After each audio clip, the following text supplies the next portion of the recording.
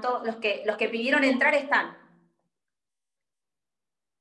Bueno, entonces arrancamos. ¿Me escuchan bien? A ver si pongo esto así. Genial. Bueno, sí, gracias. Hoy vamos a arrancar. ¿Me escuchan bien? Profe, sí, ¿te puedo hacer una pregunta antes? Pues, es bastante relacionada a procesal, pero no me termina de quedar claro. Cuando alguien le hace un poder a otra persona, el mandato puede ser con representación o sin representación, para generar algo específico, etc. Pero cuando uno le hace un poder para,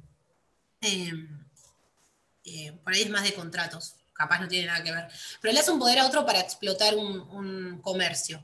La responsabilidad sigue siendo del titular, ¿no? Por más que te hayan hecho un poder. Lo mejor sería hacer un contrato de concesión, ¿o no? Para eximirte de responsabilidad. En realidad, habría que ver a qué tipo de responsabilidad te estás refiriendo. Civil. Porque es amplia tu pregunta, porque en realidad, si vos le das un poder a alguien de administración, ese mandato de administración no te exime a vos de la administración del negocio. Es decir, yo tengo un negocio y te doy un poder de administración, eso significa que vos vas a poder realizar actos de administración del negocio. Pero eso no quiere decir que yo los pierda. No sé si soy clara. Y además, el administrador actúa dentro de los límites del mandato. Pero la responsabilidad no responde objetiva... más allá del mandato. Entonces, el mandante nunca pierde su responsabilidad. ¿Está? Porque el mandante siempre la tiene, la responsabilidad. Lo que hace es delegar en otro determinados actos de administración, pero eso no quiere decir que él los pierda. Muchas veces los mantienen en forma conjunta, es decir, ese acto lo puedo realizar yo o lo puede realizar mi mandatario por mí, pero Perfecto. no pierdo mi lugar. No, y mucho menos la responsabilidad objetiva. Es de ambos, ¿sí? Claro. Frente a los actos realizados. Obviamente que si el mandatario realiza actos por fuera del mandato o que no son de los del mandato, ahí se discutirá una responsabilidad respecto de esos actos, ¿sí? Pero si están dentro de los límites del mandato, la responsabilidad es de ambos. Y del mandatario, lo cierto, por otro lado, es que en la medida que lo haga dentro de los límites del mandato, por ahí quizás no tenga responsabilidad personal, ¿me entendés? Claro. A ver, si una sociedad me otorga un poder a mí para que yo realice determinados actos, eso no me hace responsable personalmente a mí. Por eso, lo mejor para desligarse de todo es hacer un contrato de concesión y chau. Es otra cosa, o sea, si vos te querés entregar la administración de un negocio a otra persona, es otra la figura, no la del mandato. Claro, tal cual. Sí, yo pienso lo mismo. Listo, profe, gracias. Es otra figura la que corresponde, no la del mandato. Ahí ya verá, dependiendo si será una concesión, una transferencia de establecimiento, no sé, habría como una venta de fondo de comercio, o sea, hay muchas posibilidades, pero no un mandato, no un contrato de mandato. Bueno, arranquemos con, habíamos hablado, ¿les hace mucho retumbe porque me cambié de oficina o se escucha bien? ¿Se escucha bien? Bien. Si no, habría alguna puerta, porque como que me encerré en un lugar para evitar los ruidos que hay en el estudio y bueno, por eso les preguntaba. Bueno, vamos a arrancar con la subasta de bienes. Habíamos hablado de la subasta de bienes inmuebles, habíamos dicho, pero hacemos un repasito para meternos en tema. ¿Se acuerdan que dijimos que cuando se ordenara un bien inmueble, el abogado debe solicitar determinados recaudos que tienen que ver con los oficios para determinar las deudas de impuestos o de tasas que tuviese el inmueble? Ahí hablamos de un informe a ARBA o a obras sanitarias para saber las deudas que ese inmueble pudiera tener, y lo mismo si el inmueble está sometido a propiedad horizontal, necesitamos un informe de deuda de expensas. Ese es el primer recaudo. El segundo recaudo tiene que ver con el mandamiento de constatación, ¿sí? Porque ustedes saben que el inmueble, ¿cómo podría estar? Si yo voy a subastar un inmueble, el inmueble podría estar ocupado o desocupado, ¿está bien? Si está ocupado, además, podría estar ocupado por el deudor o por un tercero, ¿sí? Entonces, ese mandamiento de constatación se hace a los efectos de establecer cuál es el estado de ocupación del bien, ¿sí? ¿Por qué es necesario hacer este mandamiento de constatación para determinar el estado de ocupación del bien? Porque ese estado de ocupación del bien va a ser publicado en el edicto, ¿sí? Y es el que el comprador en subasta va a solicitar se respete al momento de la entrega de ese bien. Fíjense, cuando ustedes vean un edicto, que yo les había mandado a que lo lean, a que lo miren, van a ver que dice si el inmueble está ocupado o desocupado.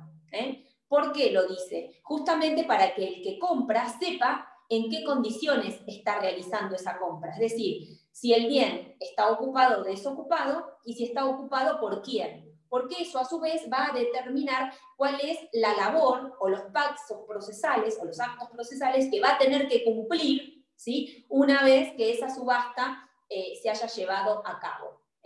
Y en realidad va a condicionar de alguna manera, podría condicionar de alguna manera la oferta que se haga de ese bien, ¿sí? No es lo mismo vender un bien que está desocupado que un bien que está ocupado. ¿Por qué? Y porque en realidad el comprador de ese bien va a tener que realizar determinado acto procesal para lograr después la tradición a su favor. Después vemos cómo es que actúa. Pero para eso es que es el mandamiento de constatación, ¿sí? Para determinar el estado de ocupación del bien y que ese estado de ocupación del bien aparezca publicado en el edicto, para informarle a los futuros compradores o ofertantes en la subasta cómo está ese bien antes de que realicen su oferta. Por eso es importante este mandamiento. Y después dijimos, el último requisito es que la evaluación fiscal, ¿sí? ¿Se acuerdan que dijimos? ¿Por qué la evaluación fiscal? Porque la venta en la subasta va a salir con base en el caso de bienes inmuebles. Y la base está determinada por las 2/3 partes de la evaluación fiscal.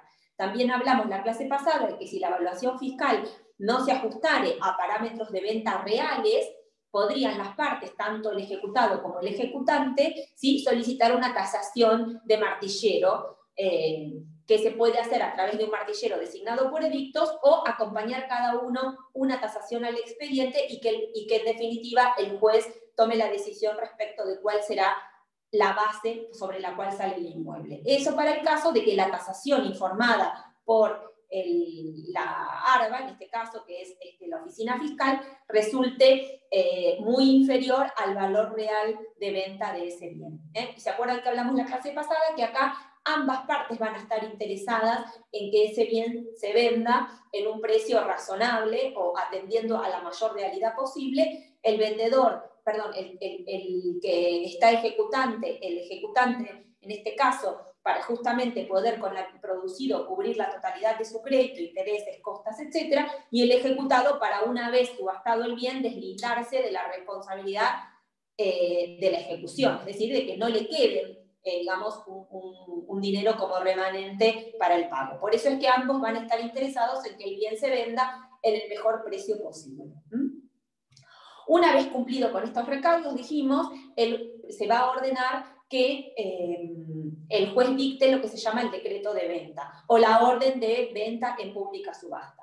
Esta orden de venta es un auto judicial donde se va a establecer la base por la cual se vende, se va a ordenar la designación del martillero, que dijimos que se hace a través de un sorteo, que va a recaer en alguno de los inscriptos, como si fuese un perito, en la lista oficial que corresponde a la Cámara de Apelaciones. Se va a ordenar la publicación de edictos. En esa publicación de edictos, dijimos, se van a dar todas las indicaciones de cómo está el inmueble, qué deudas tiene, si está ocupado, si está desocupado, cuál es la fecha en la cual ese inmueble se puede visitar, si es que es posible, cuándo comienza la subasta, cuánto es el depósito de garantía que se debe realizar y demás datos para que el oferente pueda, digamos, participar de esta subasta.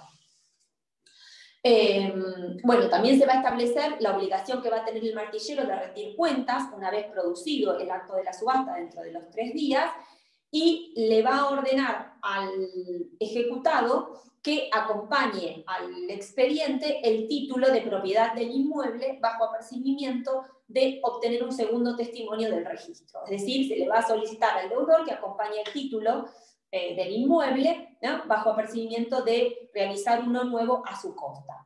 También tengan en cuenta acá que si se pidieron los informes de dominio y anotaciones personales, se va a ordenar citar a otros acreedores que sean embargantes o que sean acreedores que hayan trabado alguna medida cautelar como la de inhibición, para que en su caso hagan valer sus derechos dentro de la subasta o dentro de este expediente. Una vez que se cumplen con estos recaudos, se va a ordenar obviamente la confección de los edictos y la publicación de estos edictos, dijimos, en un diario de la zona y en el boletín oficial, en el diario de la zona donde se encuentre el inmueble donde se lleve a cabo la subasta y del boletín oficial, y el martillero va a proponer la fecha en que se llevará a cabo la subasta. Acuérdense que acá no es una fecha determinada o específica, sino que tratándose, quiero decir, no está limitada a un día, sino que tratándose de una subasta electrónica, tiene una fecha de inicio y una fecha de culminación, ¿sí? La fecha de inicio, en general, va a estar dada digamos, el juez va a establecer una fecha medianamente cercana al acto de la publicación de edictos, y la fecha se va a extender por el plazo de 10 días, al cabo de los cuales se establece también la fecha de culminación con la hora. Acuérdense que hablamos que las personas que pretendan participar de las subastas judiciales tienen que previamente suscribirse o ingresar y completar aquellos datos para poder ser postores, ¿sí? Tienen que unirse al listado de postores para después poder participar. Y en este caso, acuérdense también que va a corresponder que den en depósito, digamos, el fondo de garantía o el depósito en garantía que va a fijar seguramente el juez en el edicto al momento de la publicación, pero que de acuerdo a lo que establece la ley será el 5% de la base que se estipule del inmueble como para participar de la subasta. O sea que aquellos que realicen posturas, o sea que ofrezcan determinada cantidad de dinero, van a tener que haber hecho en forma previa este depósito en garantía. Ocasionalmente puede autorizarse al martillero a realizar lo que se llama una propaganda adicional. En este caso puede comprender cartelería, impresión o reparto de volantes, ¿sí? Avisos en el diario, digamos, de mayor tamaño que a una publicación de un edicto convencional, y eso puede autorizarse al martillero a que lo realice. Bueno, en cuanto a la subasta en sí, la explicamos un poco en la clase pasada. Dijimos que tiene este periodo, esta ventana de 10 días en la cual va a llevarse a cabo la subasta. Cada oferente puede realizar ofertas e inmediatamente se publican, y ese mismo oferente después puede mejorar su oferta, puede realizar una oferta superadora, y todas las ofertas van quedando registradas hasta el día y la hora en el cual se produce la culminación en forma automática de la subasta, y es en definitiva el martillero quien determina quién es el adjudicatario. Al adjudicatario se le llama al que realizó la mejor oferta, en dinero obviamente, a la mejor oferta en dinero va a ser el adjudicatario de esta subasta. Una vez que el martillero declara terminada la subasta, comienza el plazo de 3 días que tiene el martillero para efectuar lo que se llama la rendición de cuentas, ¿sí? En este caso, esta rendición de cuentas, lo que va a hacer el martillero acá es dar un informe, ¿sí? Es un acto formal, ¿sí? Por el cual debe digamos, acompañar todos aquellos elementos y relatar en forma sinóptica todo lo que fue aconteciendo en la etapa por la cual se abrió la subasta, y en definitiva determinar quién es el adjudicatario y cuál fue digamos, la mejor oferta realizada y en qué momento, con la fecha, la hora, etc. Bueno, una vez que digamos, está el adjudicatario realizó designado el adjudicatario, comienza el plazo para la integración del precio. ¿Cuándo ocurre la integración del precio? Bueno, esta integración va a realizarse dentro de los 5 días en que quedó aprobado el remate. ¿Y cuándo queda aprobado el remate? Bueno, ahí volvemos un poquito para atrás. Decimos que el remate va a quedar aprobado, dijimos, el martillero rinde cuentas dentro de los 3 días de realizada la subasta, ¿sí? De la rendición de cuentas se corre traslado a las partes, tanto ejecutante como ejecutado, por el plazo de 5 días.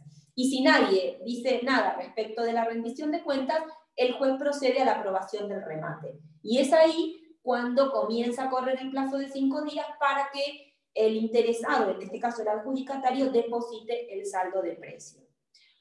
Podría pasar, a ver, en esto tengan en cuenta que como ven ustedes, que no necesariamente transcurre poco plazo, poco tiempo entre que se termina la subasta y se deposita el saldo de precio. ¿Sí? ¿Por qué? Y porque en realidad transcurren los 3 días de la rendición de cuentas y después el tiempo en el cual se le corre traslado a las partes.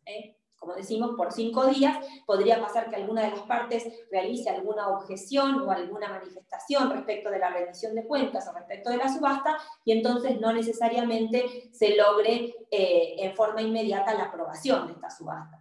Tengan en cuenta entonces que para que corra el plazo para el adjudicatario para depositar el saldo de precio, la subasta tiene que estar aprobada. De lo contrario, no le corre el plazo al adjudicatario para el depósito de lo que resta del dinero.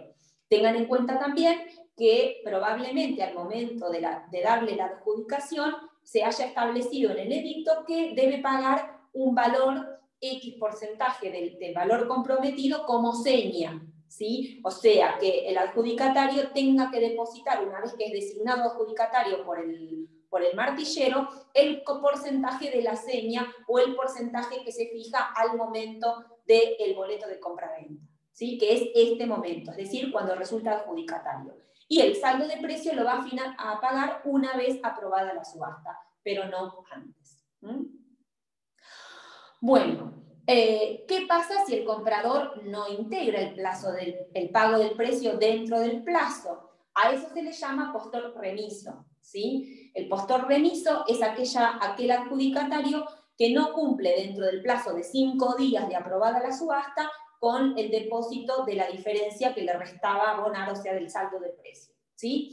En ese caso, digamos, lo que se ha mejorado con relación a lo que ocurría antes, porque ustedes piensen que antes, al ser presencial, este tipo de situaciones nos llevaban indefectiblemente a la realización de una nueva subasta, ¿sí? Porque nosotros teníamos una sola oferta registrada, que era la que ganó. El martillero realizaba un boleto de compraventa en el acto con el que había ofrecido, o sea, con el que había hecho la mejor oferta, y ese era nuestro adjudicatario. Si ese adjudicatario no depositaba el saldo de precio después de los 5 días de aprobada la subasta, esa subasta nos quedaba desierta. Entonces había que realizar una nueva. Bueno, este sistema, el sistema de la subasta electrónica, lo que nos permite es que haya otras ofertas registradas, ¿sí? Porque quedaron registradas en el sistema a medida que fueron realizadas.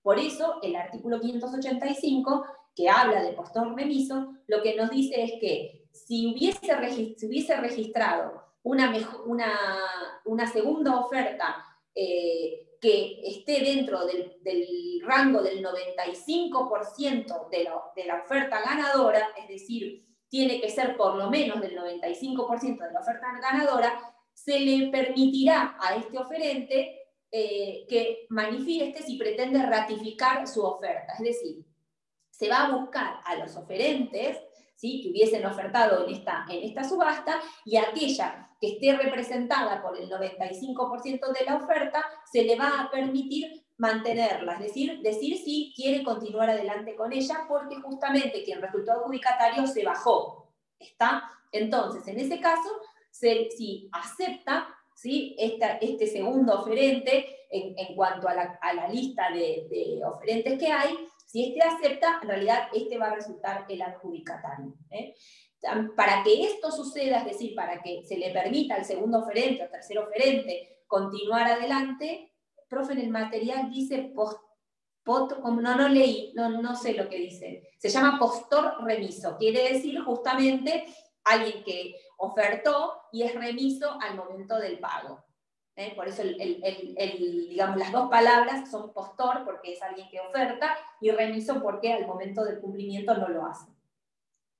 Bueno, entonces, decimos, para que se dé esta opción del segundo o tercer lugar, tienen que haber mantenido o dejado el depósito en garantía del 5%. ¿Se acuerdan que dijimos que para ofertar todos tienen que hacer el depósito en garantía, porque si no, esa oferta no iba a estar considerada? Yo les conté incluso que en las páginas de de ofertas o de subastas privadas, también aparece esto de la necesidad de contar con un porcentaje X, un porcentaje que fijan determinado para que justamente las ofertas sean serias y descartar a aquellas personas que simplemente quieren jugar en estas páginas. Entonces, digamos, se les impone un fondo, un porcentaje, para que efectivamente puedan realizar la oferta. Bueno, para que este segundo o tercer postor pueda resultar adjudicatarios, tienen que haber dejado dentro del expediente este 5%, tienen que haberlo mantenido por las dudas a las resultas de la aprobación de la subasta. Es decir, aquella persona que salió segunda o que salió tercera, en vez de retirar inmediatamente el depósito en garantía, espera, lo deja a las resultas de la aprobación de la subasta.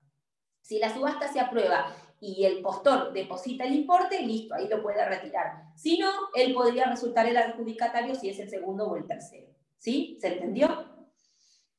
Bueno, ¿qué pasa si no tenemos a nadie en el 95%? ¿Necesariamente tiene que hacerse una subasta? No, la realidad es que el código también autoriza a que por debajo de ese número del 95% haya alguna oferta y entonces se le manifieste a este postor si pretende ratificarla. De todas maneras, si es inferior al 95%, necesitamos tener el visto bueno, digamos, o la aprobación tanto del propietario del bien subastado como del acreedor ejecutante. Es decir, el juez, para permitir que, para ofertarle o darle la chance o la posibilidad a otro oferente que esté por debajo del 95%, tiene que en forma previa requerir, digamos, el visto bueno o la autorización tanto del ejecutante como del ejecutado. ¿Eso para qué? Para no tener que realizar otra subasta. Es decir, se les manifiesta, se les pide, declaren o mencionen si están de acuerdo o están dispuestos a bajar, digamos, el monto por debajo del 95%. Si dicen que sí, ahí el juez va a invitar a los que sigan en el orden de prelación en cuanto a las ofertas, ¿sí? Eso para el caso, volvemos a lo mismo, que el que hubiese sido designado adjudicatario no integre el saldo de precio.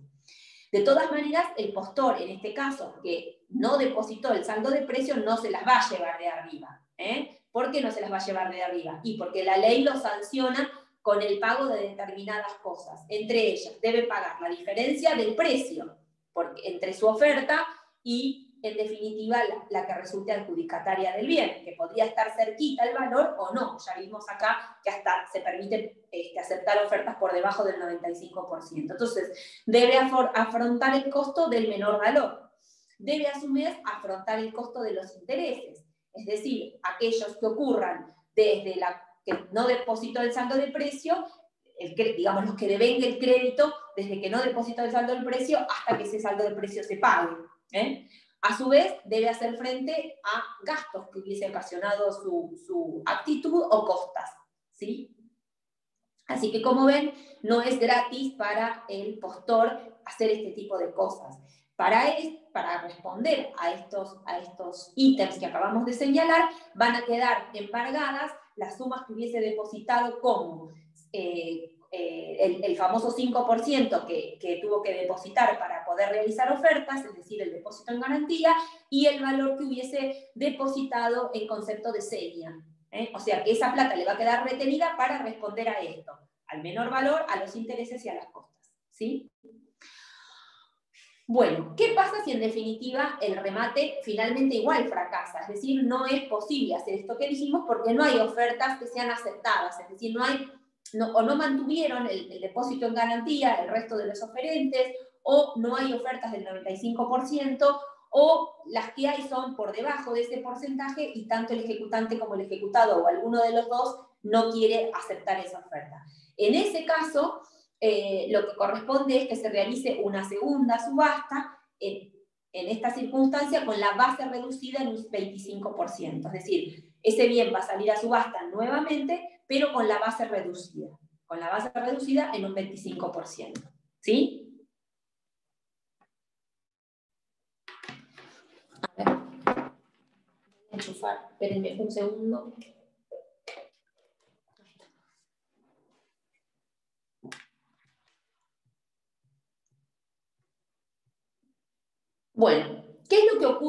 volvamos un poquito para atrás porque tenemos que hablar de lo que se llama nulidad. Eso es lo que, digamos, hasta acá vimos cómo se desempeña la subasta, cómo se realiza. ¿En qué punto estamos? Disculpen, pero no leí. Estamos en subasta de bienes inmuebles.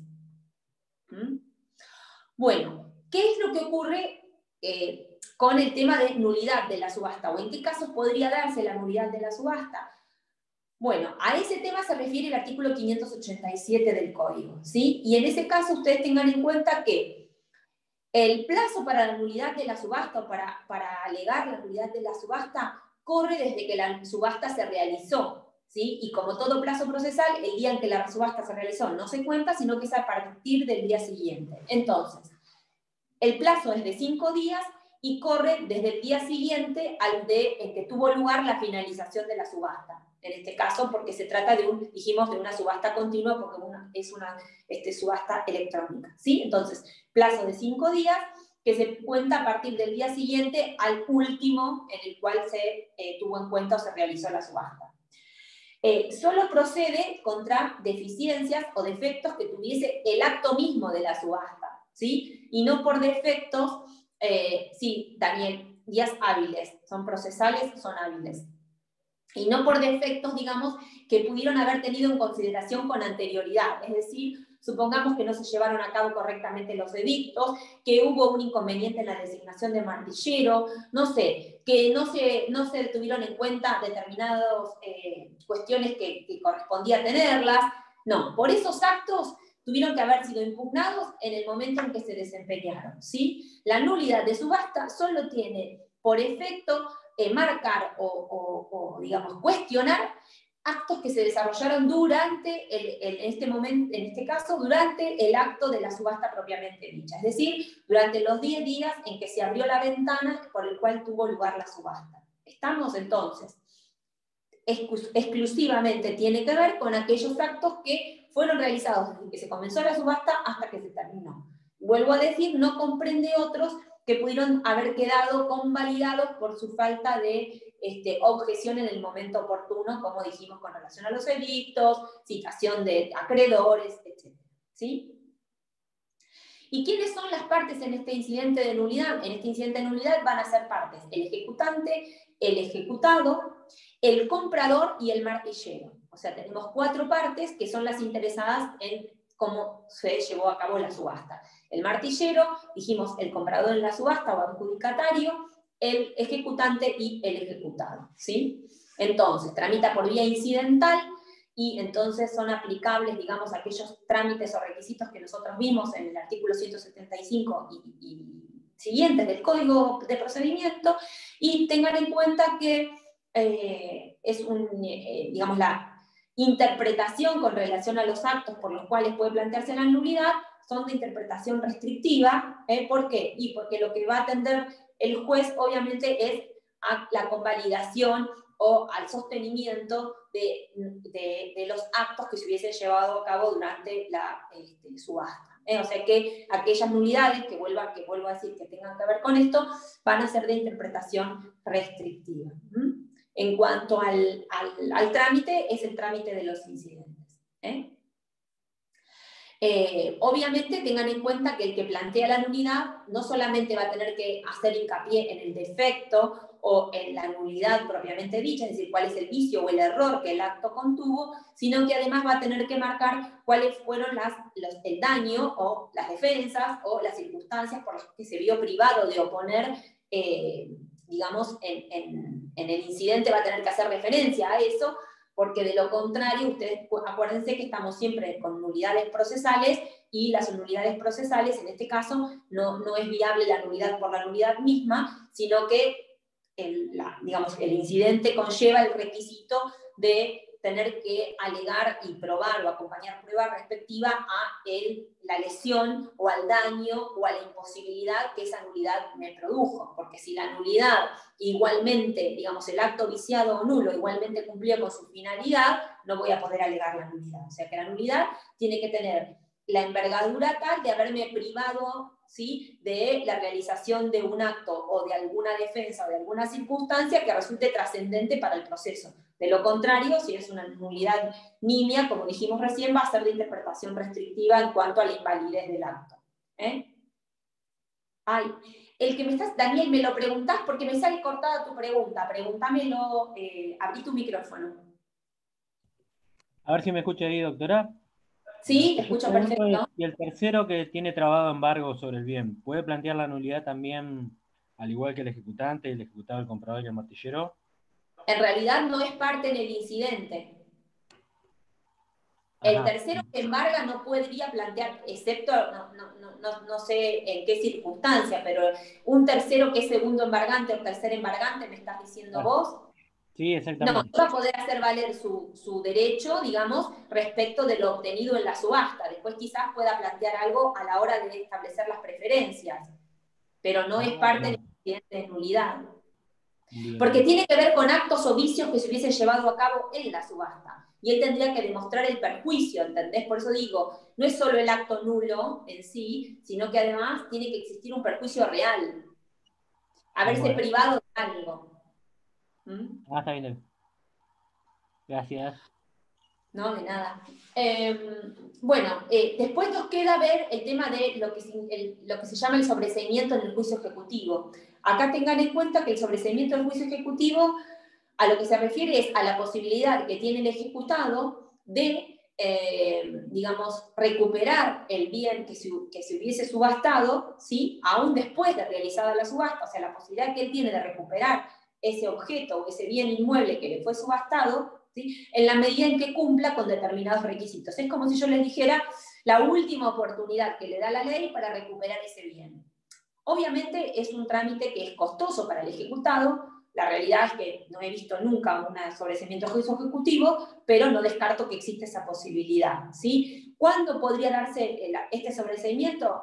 Bueno, en este caso el ejecutado debería depositar, ¿sí?, para lograr este sobreseimiento el capital que se está reclamando, con más los intereses, con más las costas, es decir, todos los gastos causídicos, los que tuvieron que ver con la ejecución y los que tuvieron que ver con la subasta del bien, más una suma equivalente a 1,5 veces el monto de la seña. Así que fíjense lo que tendría que depositar el ejecutado para poder lograr el sobreseimiento en el juicio ejecutivo, es decir, recuperar este bien que se hubiese subastado. ¿Y hasta cuándo tiene tiempo el ejecutado para realizar esto? Bueno, tiene tiempo hasta que es pagado el saldo de precio. Hasta que el adquirente deposita el saldo de precio. ¿Y cuándo tiene que depositar el saldo de precio? Dijimos dentro de los 5 días de aprobada la subasta, ¿sí? Así que hasta ese plazo tiene el ejecutado la posibilidad de depositar capital, intereses, costas y 1,5 veces el monto de la seña para lograr el sobreseimiento en el juicio ejecutivo, ¿sí? Tengan en cuenta que no es una cosa sencilla de lograr porque lógicamente decimos quien no tuvo el dinero, las sumas suficientes para evitar la subasta, es raro que pueda, dentro del plazo que lleva, digamos, en definitiva, la aprobación de esta subasta, que podrá ser 1 mes o 2 meses, lograr obtener la cantidad necesaria para lograr el sobreseimiento, ¿no? Porque es más, digamos, está planteado de manera tal que el ejecutado libere al ejecutante pagando capital, intereses y costas y le dé una indemnización de daños al adquirente en subasta por la frustración, en definitiva, de esa compra, dándole 1,5 veces la seña que hubiese puesto, como, digamos, indemnización de daños. ¿Se entiende cómo funciona? Bueno, espero que sí, porque nadie me dijo nada. Bueno, acá ahora vamos a hablar un poquito de qué es lo que pasa cuando la subasta está aprobada, dijimos, y el adjudicatario, en este caso, deposita el saldo de precio, ¿sí? Cuando el adjudicatario paga el saldo de precio, le quedan 2 cuestiones por lograr, porque por ahora pagó nada más, y tiene un boleto de compra-venta. Entonces, ¿qué es lo que la ley prevé en este caso? Prevé que se inscriba ese bien a nombre del adjudicatario. O sea, una vez que él paga el saldo de precio, le va a solicitar al juez que realice la inscripción de dominio. Para eso se nombra un un escribano que lo va a nombrar el ejecutante, perdón, el ejecutante no, el adquirente va a nombrar el escribano como si fuese en este caso un comprador en un boleto convencional o creado entre las partes, y es el escribano el que, con el título que está en el expediente, ¿se acuerdan que habíamos dicho que entre los recaudos uno de ellos era intimar al deudor a que acompañe el título? Lo que va a ocurrir acá es que el escribano va a realizar la inscripción de dominio de ese bien. En el caso de que no se hubiese pagado todavía el ejecutante, ustedes piensen que el adquirente deposita la plata en el expediente y pide que se inscriba ese bien a su nombre. El ejecutante, en ese caso, podría decirle al juez que le habilite la inscripción a nombre del ejecutado, pero que levante, digamos, las medidas que hubiese de embargo, etcétera, a los efectos de la escrituración, ¿sí? Pero que no se levanten respecto del saldo de precio o que se trasladen, perdón, al saldo de precio, o que se levanten las medidas cautelares al solo efecto de escriturar.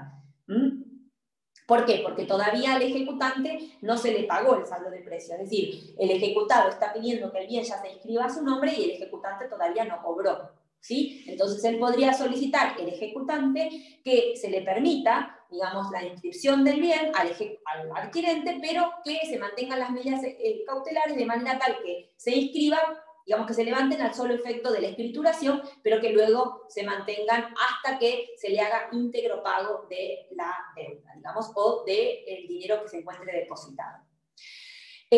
Bueno, una vez que se inscribe el bien a nombre del adquirente, es decir, que el escribano realiza la escritura, el escribano lo que va a hacer es pedir seguramente el préstamo del expediente, saca copias del título o extrae el título original, y realiza la escrituración, ¿sí? Una vez que está realizada la escrituración, falta un tercer paso, porque ustedes saben que la compraventa tiene título y ¿qué otra cosa más tiene? Además de tradición. Exacto, nos falta una pata acá, porque hasta ahora tenemos título y pago de precios, ¿sí? Pero no tenemos tradición. En una escritura convencional el escribano termina de redactarla y le entrega las llaves al comprador, pero en este caso no tenemos esa posibilidad. Entonces, ¿qué es lo que va a solicitar en este caso el adquirente? Una vez que tiene el título, lo que va a solicitar es que se le entregue a través de un mandamiento, ¿sí? En este caso un mandamiento de posesión, ¿sí? Porque el título ya lo tiene, un mandamiento de posesión, que se le haga entrega del inmueble. Si el inmueble está desocupado, el juez va a ordenar el acompañamiento del adquirente con un oficial de justicia al lugar donde se encuentra el bien y se le hace entrega en un acto, digamos, se le entregan las llaves y se realiza en el mandamiento, se deja constancia que en tal fecha, en tal hora, se le entregó la llave del bien y con eso queda perfeccionada la entrega.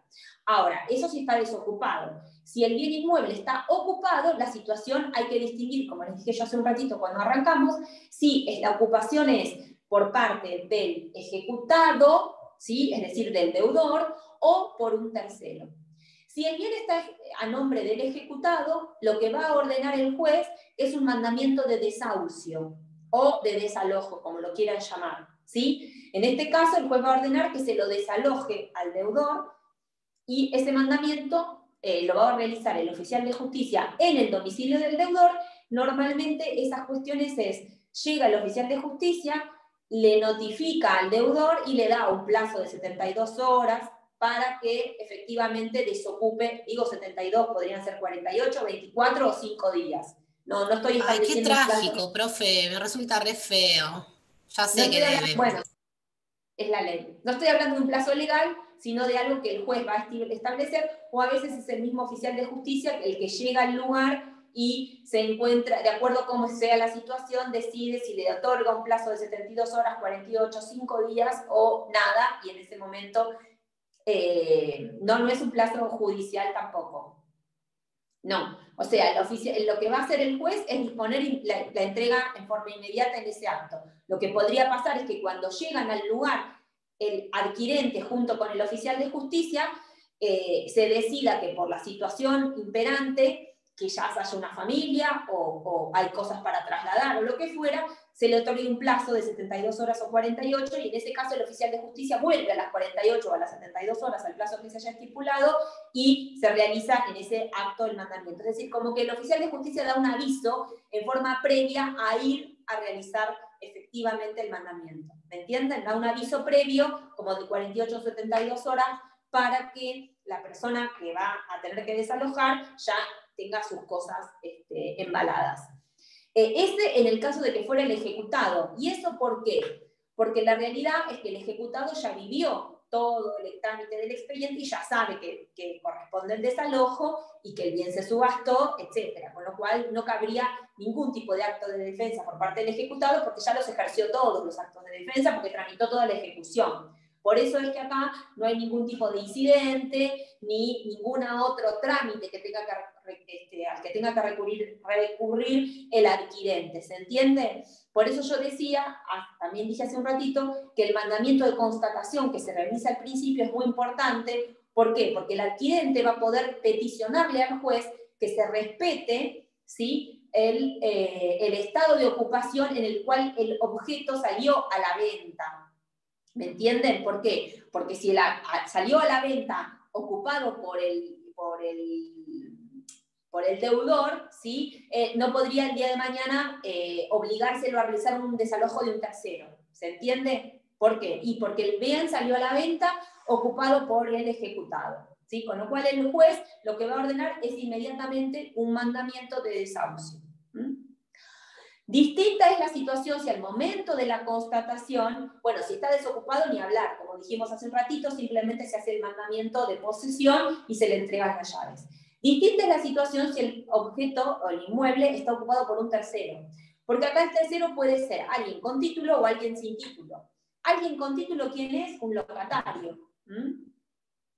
Alguien con título es un locatario, ¿está? Alguien que digamos, tiene un contrato de locación en la vivienda y entonces ese inmueble va a corresponder que salga a la venta, o sea, al momento en que se publica, ¿sí? Va a salir a la venta ocupado por un tercero. Y en ese caso se va a indicar el tiempo por el cual está vigente el contrato de locación. Con lo cual, el adquirente en subasta, ¿qué es lo que va a tener que hacer? Va a tener que respetar, ¿sí?, necesariamente el contrato de locación. ¿Sí? ¿Me entienden? Bueno, claro, profe, porque subsiste, pero no le cambian el título al contrato, digamos, no le cambian la parte al contrato ni nada, sigue el mismo hasta que se termine. ¿Cómo? O sea, el locador va a seguir siendo el mismo hasta que se termine el contrato, no es que ahora lo reemplazan por el nuevo dueño de la cosa. No. El locador, en realidad lo que va a corresponder, lo que se le va a notificar al inquilino es que a partir de la subasta del bien, el importe correspondiente a la locación la va a tener que depositar en el expediente, ¿sí? Y para el adquirente tiene que respetar el contrato de locación, el adquirente lo tiene que respetar porque lo compra así, ¿me entendés? Lo compra de esa manera. Bárbaro. ¿Y la platita del alquiler? Lo compra con el contrato vigente. Y la plata del alquiler se pone en el expediente y ¿quién se la queda? No, a partir de que el adquirente se le aprobó la subasta al adquirente, a partir de ese momento el propietario es él. ¿Me entendés? Una vez que él pagó el saldo de precio y se ordenó la aprobación de la subasta, y él dentro de los 5 días depositó el saldo de precio, él es el titular, digamos, si bien todavía no, porque tiene que inscribirse, el titular es él. Pero como el contrato está a nombre del otro, ¿no correspondería que los alquileres los siga percibiendo el otro? No, porque el otro a partir de la subasta deja de ser dueño, digamos. A partir de la adjudicación deja de ser dueño. ¿Sí? La adjudicación se transcurrieron los 3 días, acordate. El martillero adjudica, ¿sí? Y después corren los 3 días de la rendición de cuentas. Después, los 5 días para la aprobación de la subasta. Ahí, digamos, tiene 5 días el adjudicatario para depositar el saldo de precio. Una vez que deposita el saldo de precio, el titular del inmueble va a pasar a ser él. No hay ninguna posibilidad, porque ya incluso se te vencieron los 5 días de la nulidad de la subasta. Ya te pasaron por lo mínimo 8, los 3 más los 5. ¿Se entiende? Claro, pero es loco que es un contrato personal que ya no, como que el contrato subsiste, pero el dueño es otro y como que termina siendo raro el contrato, ¿o no? De locación. No, porque en realidad lo que pasa es que se produce una modificación, es decir, una cesión de contrato de locación. Siendo un contrato, puede perfectamente cederse. Se puede ceder el locador. Es lo mismo cuando vos vendés un departamento alquilado. Igual, acá es lo mismo. O sea, ¿se puede producir una cesión del contrato? Sí, obvio. Es una cesión del contrato que no opera por voluntad del locador, opera por una decisión judicial. No es voluntaria la cesión, porque seguramente al dueño de la propiedad le interesaría seguir cobrándolo él, pero no puede, digamos, porque el dueño pasa a ser otro. ¿Se entiende? Bueno, entonces, volvemos a lo mismo. Si el inmueble entonces está ocupado por un tercero, dijimos, y, por ejemplo, un inquilino tiene que respetarse, ¿no? Tiene que respetarse la fecha hasta la finalización del contrato. Distinto es si en realidad el tercero no tiene ningún título para la ocupación. Por ejemplo, es un intruso, o simplemente alguien a quien el propietario decidió darle el bien, decirle, toma, viví hasta acá hasta que vengan a desalojarte, ¿sí? En el caso de que fuera un tercero que no tiene título alguno para la ocupación, sino que simplemente lo ocupa, ahí el adquirente necesariamente va a tener que proceder a promover un incidente de desahucio. Va a tener que promover un incidente de desalojo para poder desalojar, digamos, en este caso, a un tercero, que no tiene título. Estamos, ¿por qué? Porque se le va a permitir un mínimo argumentación de defensa a este tercero que está ocupando el bien, ¿sí? Bueno, una vez que se procedió con el título, dijimos, con la escrituración por parte del escribano y con la entrega del bien, ahora continuamos con el trámite de liquidación en el expediente. Sí, alguien me preguntó algo. Sí, no me quedó claro. Entonces, la carga de promover el incidente, cuando es el deudor el que está en el domicilio, ¿no le corresponde al ejecutante? No necesita, si es el deudor el que está en el bien, no necesita promover un incidente. El juez va a ordenar directamente un mandamiento de desalojo. En caso de que sea un tercero, sí tiene que promover... Si fuera un tercero y es con título y que ya está acreditado en el expediente porque surge del edicto, no necesita, simplemente respeta el tiempo del contrato, ¿entendés? Sí. Ahora, si es un tercero cualquiera que no tiene título, ¿sí? Ahí tiene que promover un incidente. Ahí tiene que promover el incidente. Bueno, gracias. De desalojo o de desahucio, ¿sí? ¿Para qué? Para escuchar mínimamente al tercero a ver cuál es la razón por la cual ocupa. ¿Está bien? Se trata de cuando se hizo el mandamiento de constatación, fue el oficial de justicia y encontró a un tercero ocupando. Y lo dice en el mandamiento. Así sale a la venta, ¿me entendés? Y entonces, bueno, acá no le queda otra que promover un incidente pero es por vía incidental. Como principio no tiene la carga de promover incidentes, sí cuando hay un tercero que no tiene título ocupando el bien inmueble. Es que en realidad es el único caso, porque cuando está ocupado por el deudor, como te dije, como el deudor ya tuvo todos los actos de defensa posibles, porque se le inició la ejecución, pudo poner excepciones, pudo apelar, etcétera, en esta etapa no puede nada. O sea, directamente va a mandamiento de desahucio. ¿Sí? Como mucho lo que les dije es que el oficial de justicia va, le da un aviso y le dice en 72 horas te vengo a hacer el mandamiento, como para que te lleves tus cosas. ¿Sí? Y en el caso se puede autorizar al martillero a que llame a la policía, a que vaya con cerrajero, etc. Muchas veces pasa eso, o sea, que se le da el aviso y la persona se va, ¿sí? Y por ahí cuando llegamos a las 72 horas a tomar posesión del bien, no hay nadie ni nada, ¿sí? Entonces en ese caso hacemos entrar con la fuerza pública o con un cerrajero para que nos abra la puerta, ¿sí? Y se toma posesión. Se deja constancia que el inmueble está desocupado y se toma posesión. ¿Sí? Bueno, vamos con la etapa de liquidación, ¿sí? ¿Se acuerdan que dijimos, ya un poquito hablamos del tema, pero dijimos que una vez, lo hablamos cuando vimos la posibilidad de que en el expediente lo embargado hubiera sido dinero, ¿se acuerdan? Que ahí era fácil, porque si lo embargado era dinero, toda la etapa de subasta no la tenemos que realizar. Bueno, acá ya ahora sí tenemos dinero depositado en el expediente, que es el precio que pagó el adquirente por el bien que compró. ¿sí? Entonces, todos los créditos que aparecían contra el ejecutado van directamente, se subrogan en el dinero depositado, o sea, van a ir contra el dinero depositado. A partir de entonces de esto es que se practica la liquidación. Como yo les dije la otra vez, la liquidación la practica el ejecutante, ¿sí? Y de la liquidación que el ejecutante practica se le corre traslado al ejecutado. ¿Qué es la liquidación? Es, en definitiva, el importe del crédito con los intereses, ¿sí? Y los gastos causídicos. Acá van a meter todos los gastos del proceso, acá sí todos los gastos del juicio, es decir, los que tienen que ver con tasa sobre tasa que hubiesen pagado, gastos de sellados por anotaciones en los registros respectivos de medidas de embargo, si tuvieron que realizar un segundo testimonio por el título, es decir, todos los gastos en los que tuvo el cliente, el ejecutante, para llevar a cabo la subasta, ¿sí? Las costas del juicio. De esa liquidación, me dice se corta. De esa liquidación, bueno, ¿no? ¿Me escuchan bien? Yo estoy escuchando bien, ¿eh? ¿Se te corta, Aye? También te escucho bien. Ah, entonces soy yo. Por ahí tenés tu internet, sí. Ahora lo cambio, Sí, gracias. Bueno, de la liquidación entonces se le va a correr traslado, dijimos, al ejecutado por 5 días, ¿sí? El ejecutado, ¿qué es lo que va a poder hacer?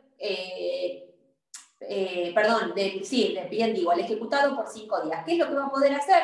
Bueno, en ese caso no decir nada, como dijimos la otra vez, o puede impugnar la liquidación, es decir, manifestar en aquellas cosas en las cuales está en desacuerdo, o bien puede impugnarla y ofrecer otros números, es decir, no solamente impugnarla, sino además practicar liquidación, ¿sí? En el caso que haga esto, es decir, si simplemente no contesta o acepta la liquidación, el juez resuelve, ¿sí? O sea, si se manifiesta conforme o no dice nada, el juez resuelve. En el segundo caso, es decir, si la impugna y a su vez la impugna y practica liquidación, a su vez se le va a volver a correr un nuevo traslado al ejecutante, ¿sí? En el primer caso, como les dije, si el juez resuelve, tengan en cuenta que el juez no está obligado, como dijimos hace un ratito, a aceptar los números del ejecutante, sino que en su caso, si él considera que hay algo que es erróneo o no se realizó, no se calculó de acuerdo a los parámetros indicados en la sentencia, puede el juez corregir esos errores o mandar a las partes a practicar una nueva liquidación, ¿sí? En el caso de que hubiese habido impugnación por parte del ejecutado, corre luego traslado al ejecutante y después resuelve en las mismas circunstancias. Es decir, puede directamente aprobar alguna de las liquidaciones que practicó de ejecutante o ejecutado o ordenar que practiquen una nueva. Tengan en cuenta que todo el asunto que tenga que ver con la liquidación va con costas. O sea, ¿qué quiero decir con esto? No vale impugnar por impugnar, porque si impugnas por impugnar, te vas a comer las costas, ¿eh? O sea que se impone costas justamente para evitar dilaciones. Si voy a plantear algo que sea serio, de lo contrario voy a cargar con las costas, ¿eh? Una vez que está la liquidación aprobada, el juez va a proceder a hacer lo que se llama el orden de preferencias o el orden de prelación para el cobro. Es decir, va a sacar un auto judicial, una resolución judicial, en la cual va a indicar cómo se cobra, digamos, cómo se van a pagar, perdón, todos los créditos existentes en el expediente, sean del ejecutante o de otros terceros que hubiesen hecho valer sus créditos en este expediente. ¿Se entiende? Este orden de preferencias, digamos, va a determinar quién cobra primero o qué conceptos se cobran primero uno respecto de los otros, ¿sí? Son, digamos, cuestiones que están determinadas en la ley y normalmente pueden tener que ver también con los privilegios de la ley de fondo, ¿sí? Espérenme un segundo, por favor. Hola, ¿me escuchan bien? Justo se me fue la señal. Sí, profe, a esta hora internet anda re Ahí mal. Está bien, ¿eh? Sí, ¿vieron? Es terrible. Bueno, ¿cómo está ordenado? ¿Cómo se ordena este estado de preferencias, estas preferencias respecto al cobro? Lo primero que se va a pagar son aquellos gastos que tuvieron que ver con la subasta. ¿Se acuerdan que les dije yo? Lo primero que se paga son todos aquellos gastos u honorarios que tuvieron que ver con la etapa de subasta y aquellos gastos que tienen que ver con los de conservación del bien. Es decir, por ejemplo, si fueron bienes muebles y se produjo el secuestro y digamos, de esos bienes muebles que estaban secuestrados se ordenó el depósito en algún lugar, bueno, esos gastos son los que se pagan primero. Se pagan esos gastos que tienen que ver con la conservación del bien, que si es un bien inmueble no va a pasar porque no ocurre, y aquellos que tienen que ver con los gastos ocasionados por la realización de la subasta. Por eso aquella vez que hablamos también de quién es el acreedor, que en definitiva subasta, les dije que podía ser cualquiera, porque como los gastos en los que incurre en virtud de la subasta se pagan primero, cualquiera puede realizar la subasta, es decir, no tiene por qué ser el primer embargante. Entonces, gastos de conservación y gastos realizados a partir de la subasta. El segundo ítem está representado por impuestos, tasas, y contribuciones que adeude el inmueble y que tengan preferencia al cobro, ¿sí? Como podrían ser impuestos de ARBA, obras sanitarias, ¿sí?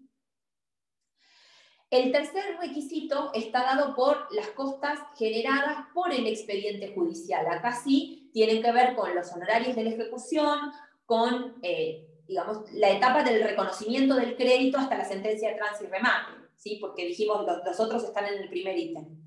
Acá vienen los demás costas y gastos, o sea, aquellos ocasionados por la tramitación del proceso general. Y finalmente, el crédito de nuestro ejecutante con los intereses. Ese es el orden genérico de prelación. Obviamente, en este orden se alteraría si yo tuviese un crédito privilegiado, o sea, si yo tuviese un acreedor hipotecario, obviamente este orden de prelación se altera. Este es el orden general si no tenemos acreedores privilegiados. Pero yo se los digo para que ustedes vean que este grado, este orden de prelación puede variar, puede cambiar. Pero al principio este sería el orden genérico en el caso de que no hubiera acreedores con privilegios. Bueno, una vez ordenado este orden de preferencia, piensen que una vez que se realiza eso, el juez va a ordenar el pago de acuerdo a este orden de preferencia. Es decir, va a ordenar que se transfieran estas sumas a cada uno de los destinatarios del dinero. En esas circunstancias podría ocurrir que los subastados alcancen en forma suficiente para pagar todos estos créditos de los que estamos hablando, o por el contrario, que las sumas resulten insuficientes. En el caso de que las sumas resulten insuficientes, el acreedor, el ejecutante, va a poder pedir el embargo de otros bienes del deudor para continuar adelante con otra ejecución, con otra etapa de la ejecución forzada, porque en realidad hace a las veces a la misma sentencia que ya tiene dictada de trance y remate. Es decir, si las sumas que se incorporaron en el expediente alcanzan, el expediente se terminó. Si las sumas por las cuales se subastaron no alcanzan, son insuficientes, bueno, al ejecutante le queda un crédito, al ejecutado una deuda, y el ejecutante podría solicitar el embargo de otros bienes o la subasta, si ya los tiene embargados, para cubrir el remanente. Por eso hablábamos hace un rato con relación a la importancia de la determinación del valor, ¿sí? Porque le importa tanto al ejecutante como al ejecutado como para culminar de pagar o de terminar con su crédito.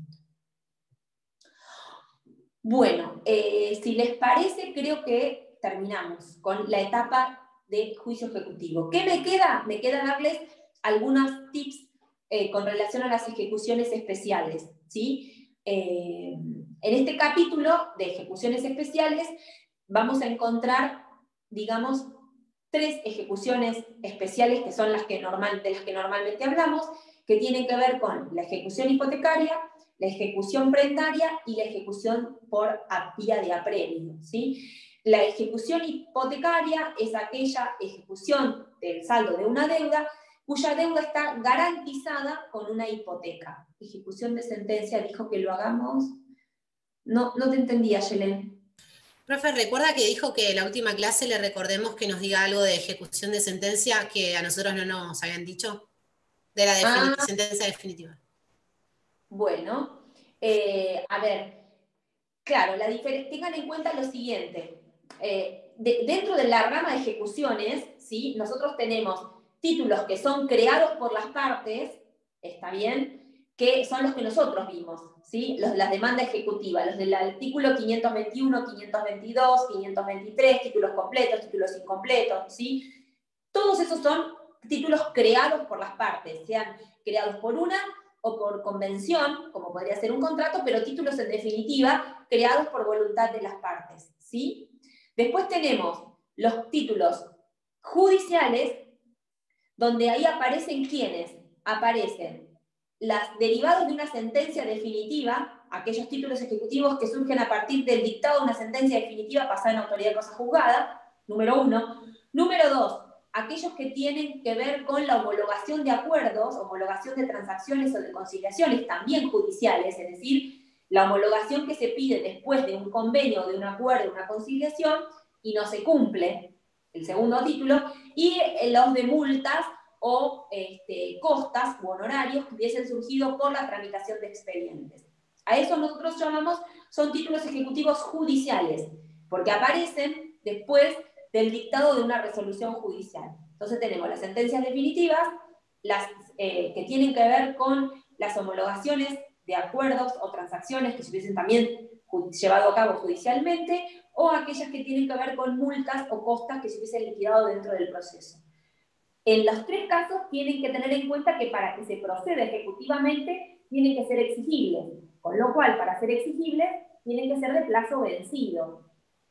Es decir, en una sentencia ustedes van a tener que ver si pasó en autoridad de cosa juzgada, es decir, si contra ella no cabe ningún tipo de recurso, ¿está? O sea, si no tiene impugnación posible por vía judicial, y además si tuviese plazo, si tuviese vencido el plazo para el cumplimiento.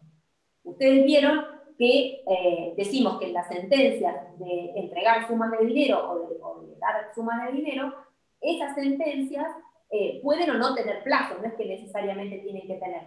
Si la sentencia no tiene plazo, es de cumplimiento ¿cómo?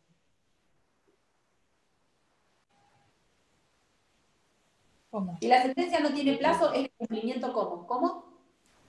¿Inmediato?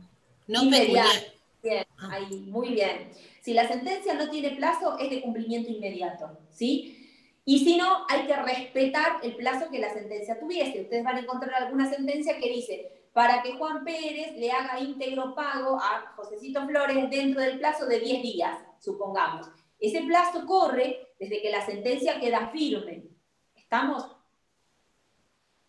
Entonces, van a tener que analizar ambas cosas, es decir, que la sentencia haya pasado en autoridad de cosa juzgada, porque contra ella no cabe la interposición de ningún recurso, y que además el plazo que eventualmente hubiese dispuesto esa sentencia se encuentre cumplido. ¿Está bien? Eso aplica para cualquiera de las que estamos hablando, ¿sí? Normalmente el plazo la vemos en las sentencias de cumplimiento de sumas de dinero, ¿sí? En las de, por ejemplo, en la de honorarios, si bien los honorarios aún firmes, ustedes saben que el artículo 54 de la... Bueno, ahora no, creo que es el 54 también, ahora no recuerdo, el de la ley nueva de honorarios. Pero bueno, cuando notificamos honorarios o notificamos con el antiguo 54 del 8904, creo que sigue siendo el 54 ahora, ¿sí? Ese artículo dispone que una vez notificados los honorarios, el obligado al pago tiene 10 días para pagarlos. Quiero decir que en cada caso van a tener que respetar el plazo que tiene la ley o que tiene la sentencia para el pago, ¿sí? Vencido ese plazo es que ustedes pueden proceder ejecutivamente. ¿Está? Y la diferencia que tiene con el juicio ejecutivo que nosotros vimos es básicamente que en este proceso de ejecución de trámite de sentencia no hay intimación de pago y embargo, no hay eso, sino que simplemente lo que corresponde es que directamente se embargue, ¿sí? Directamente se realice el auto de embargo y una vez embargado se cite al deudor para la venta de los bienes embargados. Se reemplaza en este caso el mandamiento de intimación por una cédula al domicilio del deudor donde se lo intima a la venta de los bienes embargados. Quiere decir que para proceder ejecutivamente en una ejecución de sentencia tengo que embargar bienes. Esta no tiene una etapa cognitiva como sí tiene el juicio ejecutivo. Perdón, sí la tiene, no voy a mentir, sí la Fue tiene. todo el juicio. pero la tiene muy, exactamente, como dice Ayelen, fue todo el juicio, la tiene muy limitada, y la tiene muy limitada a alguna cuestión que hubiese ocurrido con posterioridad al dictado de esa sentencia, que es básicamente muy poquitas defensas. ¿Se entiende? Por eso es que la ley dice, tiene que haber embargo para proceder ejecutivamente. Y una vez que embargo, el primer, digamos, traslado, si se quiere, de esta ejecución, que no es un traslado, es justamente una cédula al domicilio del deudor citándolo de venta de los bienes que embargué.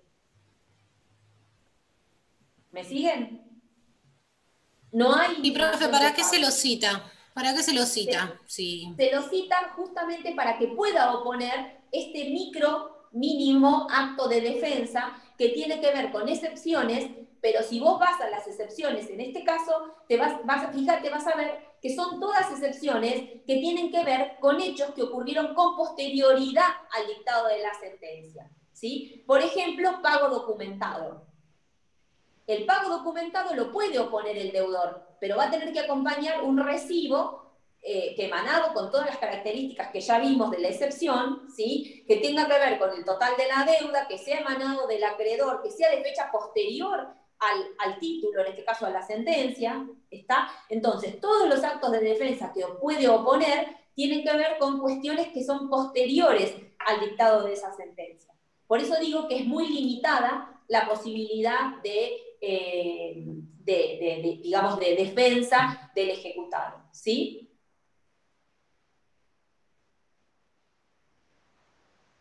¿Me entienden?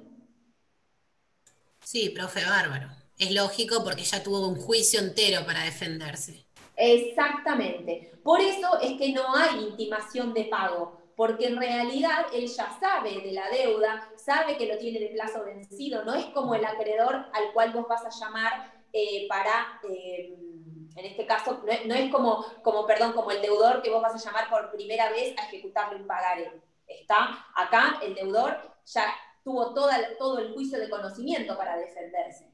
Por eso decimos que la etapa cognitiva que tiene, ustedes después léanlas, que tiene que ver con la prescripción o con la falsedad de la ejecutoria, son limitadas a cuestiones muy pequeñas que tienen que ver justamente con las cuestiones relativas a los actos posteriores a la sentencia. Y, digamos, una vez que...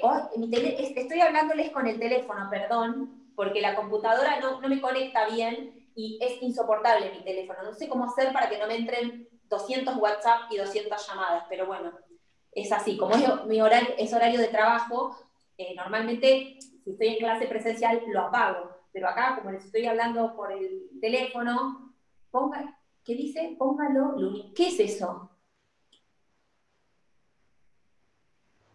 Pero no sé ¿Tiene cómo hacer iPhone? Sí, yo Sí, soy de profe, otra... bajás así. Yo soy de otra Bajás así y generación. tocás la lunita. No. A ver, yo lo puse en no molestar, en el sentido que lo tengo en mute, pero los mensajes me entran igual. Porque eso no es molestar, profe, es silencio. No molestar es la lunita. Y ahí no te entra nada, nada más ves que tenés, pero no te caen las ventanas así. Ah, muy bueno. Ayer me lo tendrías que haber dicho el martes. El miércoles, hubiera estado muy bueno tu mensaje, ayer. Bueno, no, igual ya terminamos. Entonces,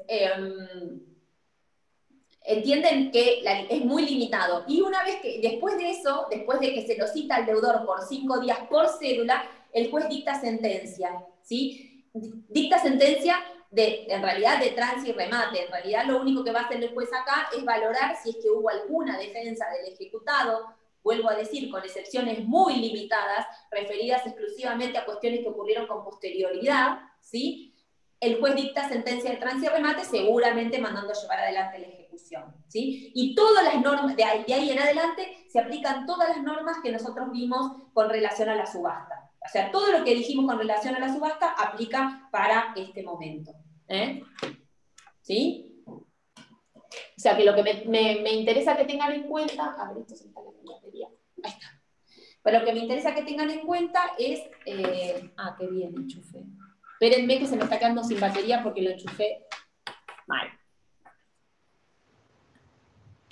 Ahí está. Todo lo que dijimos en relación a la parte de ejecución propiamente dicha aplica a este caso. Lo que me interesa que tengan en cuenta es que en los títulos que son creados judicialmente no hay intimación de pago. Que lo que hay es simplemente la citación de venta del deudor, que implica en definitiva la posibilidad que tiene de oponer excepciones dentro de los 5 días, pero esas excepciones están limitadas a esta etapa que es cognitiva, pero también muy limitada. Bueno, me queda decirle 2 palabras, porque lo leen ustedes, pero con relación a la ejecución hipotecaria y prendaria. Acá aplica algo parecido que lo que acabamos de decir con relación a la ejecución de secreto. ¿Qué es? Que en realidad, tanto una como la otra tienen, digamos, excepciones limitadas. Si ustedes aplican, digamos, todas las reglas que nosotros vimos recién, ¿sí? Con relación, acá sí hay intimación de pago, en el caso de la ejecución hipotecaria, en la ejecución prendaria no, hay algo parecido como vimos recién con la ejecución de sentencia, pero lo que tiene de distinto a lo que nosotros vimos es que van a ver que tienen las excepciones limitadas. O sea, son cuestiones con defensas limitadas. ¿Por qué? Y porque en el caso de la hipoteca, la creación del título, que es la garantía hipotecaria, estuvo en manos de un escribano. Y piensen ustedes que si ustedes van a ejecutar una hipoteca, lo que están acompañando a un expediente judicial es una escritura, es un instrumento público, ¿sí? Entonces hay un montón de cuestiones que se podrían oponer cuando estamos hablando de un título creado por las partes que acá no tendrían razón de ser, ¿sí? Por eso ustedes van a ver, por ejemplo, que la inhabilidad de título no está dentro de las excepciones admisibles. Si bien hay cierta jurisprudencia que las admite, la cuestión es muy limitada. ¿Está? ¿Por qué? Y porque si decimos que tiene que ver con las formas extrínsecas del título en la inhabilidad, en este caso el título fue creado por un oficial público. ¿Entienden? Entonces, digamos, la posibilidad de defensa es limitada. Lo mismo les va a ocurrir con la ejecución prendaria cuando la lean, es decir, la posibilidad de defensa son limitadas, ¿sí? Después, la parte de ejecución propiamente dicha aplican las mismas reglas que nosotros vimos en general cuando vimos las defensas, cuando vimos el trámite de subasta. Léanlo y bueno, y si tuviesen alguna pregunta, todos tienen mi mail, porque mañana empiezan a darles medidas cautelares. Profe, yo le quería consultar su mail porque para el examen anterior yo le mandé un mail, creo que no le debe haber llegado porque no me lo contestó nunca, con una duda de su tema. Pero yo se lo mandé por el campus, por el mail que aparece en el campus. No, porque ¿sabés qué pasa? Que yo al campus entro, a veces me cuelgo, me olvido y no entro. Mándenmelo a mi mail personal, que es Adriana Comiso, mi apellido se escribe WMSS, COMMISSO, @gmail.com. ¿Cómo dijo, profe, Adriana Comiso? Adriana Comiso, todo junto en minúscula. Sí. Comiso se escribe COMMISSO, @gmail.com. Entonces, si tienen una duda, cuando lean lo que les queda, me mandan un mail. Si se los puedo contestar por mail, buenísimo. Y si no, hacemos videollamada o hacemos un Zoom entre total y no pasa nada, antes del examen. Lo mismo si tienen una duda con otra cosa y yo los puedo ayudar. No duden en mandarme un mail y de última hacemos una videoconferencia.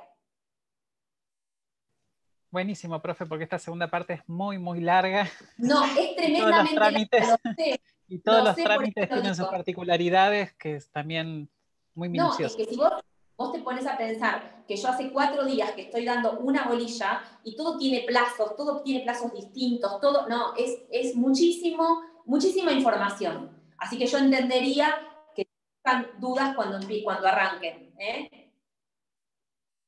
Pero no duden en escribirme por mail y si cabe la pregunta contestar por mail, encantada se los respondo por mail. Y si no, me ponen un celular y hacemos llamada de WhatsApp. ¿Ok?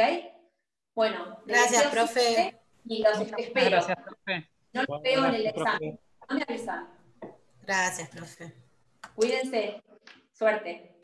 Vamos que queda poco. Chao. Ya están.